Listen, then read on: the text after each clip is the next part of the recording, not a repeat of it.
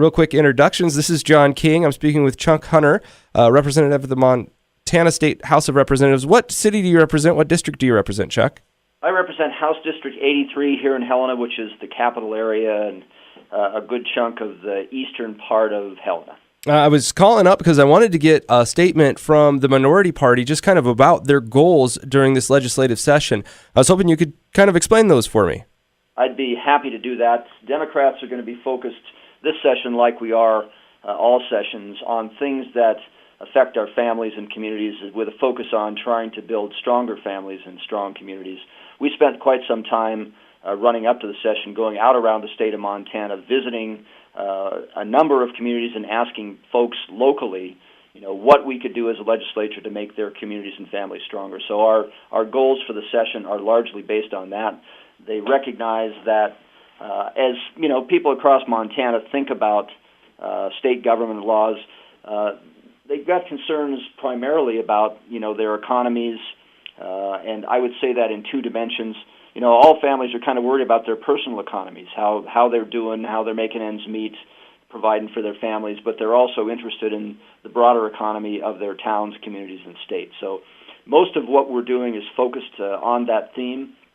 I can tell you that one of the big issues for us that really relates to the economy in terms of jobs and getting things done in Montana is investing in community construction projects, so roads, bridges, schools, water systems, things that improve our infrastructure statewide and create good-paying jobs is kind of the first plank of what we're working on this session. And I should say, I'm happy to run through all these in succession, or I'm happy to, have you kind of stop me along the way and ask questions. Sure, yeah, I'll have a question for you. Well, it seems to me that if I were to ask Republicans in the legislature, most of them would say a similar thing, that they want to stand for strong economies, communities, and families. Where do you see a difference? Where do you see the fights coming in this upcoming legislative session about how that's achieved, what bills reach those goals?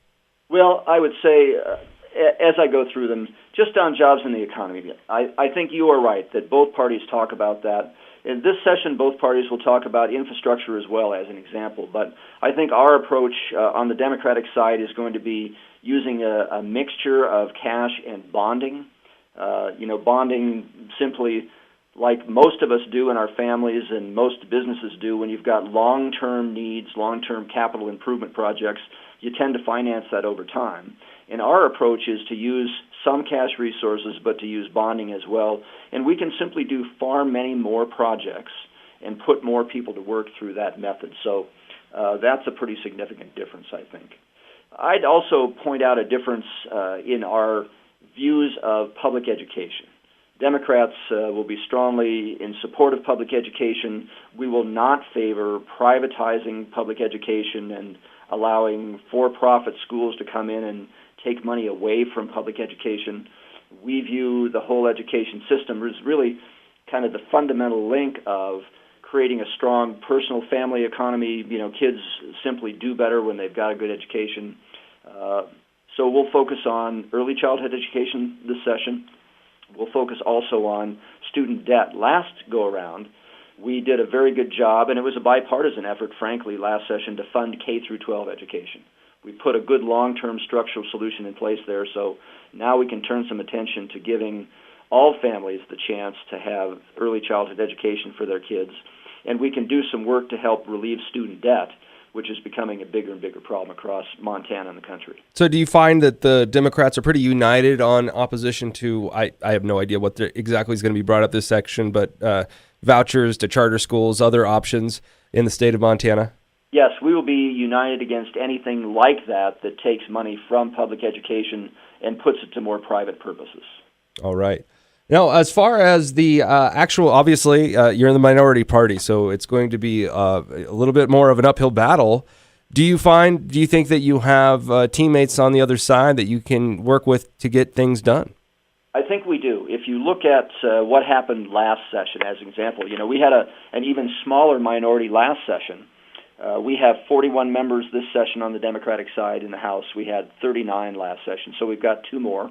But last session, even with a smaller number, we formed coalitions with a number of Republicans to shore up the state pension systems, to do a lot of good things for the state of Montana. We had good infrastructure bills last session, and I expect the same kind of coalition and the same kind of reaching across the aisle to take place this session. I think we will leave the session with quite a bit done that's going to be very satisfactory to the state of Montana because Democrats and Republicans, some Republicans, work together. Now, Chuck, you were in the last legislative session, is that right? Back in 2011 and 2000? Yes, I was in 9, 11, 13? and 13. Okay. So the question I have for you is, obviously we have a new Speaker of the House, Austin Knudsen, a younger guy, comparatively. I wanted to get your take on the Speaker. Obviously, you haven't been able to see much yet so far, but go ahead and reveal your hopes and fears about the new speakership, if you will. Well, Speaker Knudsen, to date, my relations with him have been very positive. I have to say that last session, Speaker Blaisdell and I had a very good relationship, very professional, very civil. We were able to talk about issues, and I hope that continues with the new Speaker. The early evidence is good, but it's only been a couple days. I do believe that the Republican leadership, which includes the Speaker and others, have populated our committees in a way that sends a signal they're going to be very much controlling the agenda in committees. That gives me some concern. If you look at the Education Committee, if you look at the Human Services Committee, Appropriations Committee as well, many of the more moderate Republicans do not appear on those committees. So I think that the agenda of tight control through the committee structure is evident in the way they've stocked those committees. We will be focusing as the minority on some procedural rules in the House, rules that were last session used to block the will of the majority. And I'm not talking about the majority party now. I'm talking about the majority of 100 members on the House floor to bring bills to the floor and debate them. So I think procedurally, that's where we're going to place some effort. Now, are you minority leader this year, Chuck? Yes, I am minority leader again this session. Okay. Well, Chuck, thank you so much for your time, sir. You are very welcome. You have a great day in Helena. You too. All right. Bye-bye.